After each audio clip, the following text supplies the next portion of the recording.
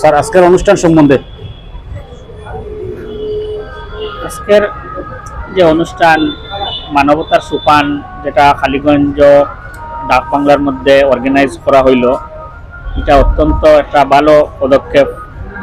খালি যে এই আদর্শ বিদ্যানিকেতনের উদ্যোগে বা আমাদের খালিগঞ্জ সোনার পেজের যে তৎপরতায় আজকের যে অনুষ্ঠানটা সংগঠিত হইল, এখানে এটা যে খালি একটা পর্দা নেমসেই খালি যে দেখানোর জন্য এই ধরনের বলা যায় না, কারণ এটা একটা মানবতার যে সোপান বা মানবতার যে সিঁড়ি, সেটা খুব ভালো পদক্ষেপ।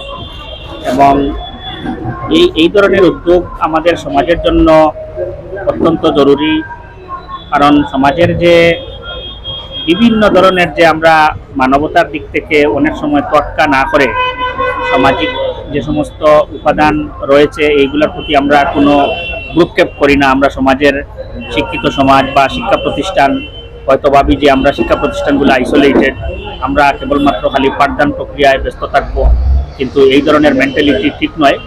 কারণ আমাদের শিক্ষা প্রতিষ্ঠানের যে গুরুদায়িত্ব সেটা হলো যে সামাজিক যে রিকোয়ারমেন্ট বা সামাজিক যে প্রয়োজন এইগুলা দেখতে লাগে, সামাজিক যে সমস্যা এইগুলা সমাধানকল্পে শিক্ষা প্রতিষ্ঠান আগ্রহী হতে হয়। কারণ সমাজ এবং শিক্ষা, আমি পূর্বে আমার বক্তব্যেও বলেছি যে খুব অঙ্গাঙ্গিভাবে জড়িত, একটাকে ছেড়ে আরও একটা কখনো হয় না। তো এই জন্য আজকে আমাদের যে সমাজের যে বিভিন্ন বৈষম্য, সমাজের যে বিভিন্ন সংঘর্ষ বা বিভিন্ন ধরনের অশালীন কার্যকলাপ, এইগুলার মূল কারণ হচ্ছে আমাদের যে হয়তো যারা শিক্ষিত সমাজ বা শিক্ষা প্রতিষ্ঠান এই সামাজিক যে সমস্যাগুলা দূরীকরণের জন্য সংশ্লিষ্ট হয়ে আসে না বা ইনভলভ হয় না।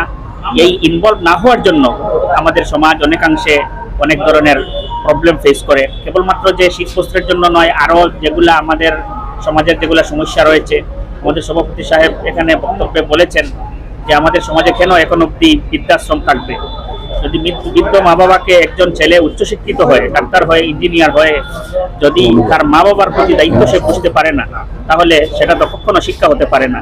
এইদিকে আমাদের শিক্ষা প্রতিষ্ঠানগুলো শিক্ষিত সমাজ, শিক্ষিত মানুষ, শিক্ষিত নাগরিক সৃষ্টি করতেছে, কিন্তু এই ক্ষেত্রে দেখা যায় যে সে যখন তার নিজ দায়িত্ব পারিবারিক দায়িত্ব মেনটেন করতে পারে না, সেই মানুষকে বা সেই যে পেশার লোক হন না কেন উনাকে রিগার্ডিং এই আজকের যে মানবতার সোপান আমি প্রকাশ করলাম।